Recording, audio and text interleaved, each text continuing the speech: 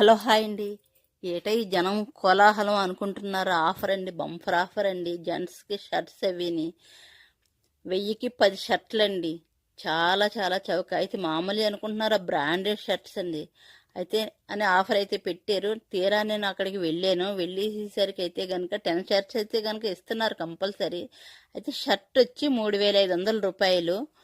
3500 రూపాయలు చెప్తున్నాను మళ్ళీని.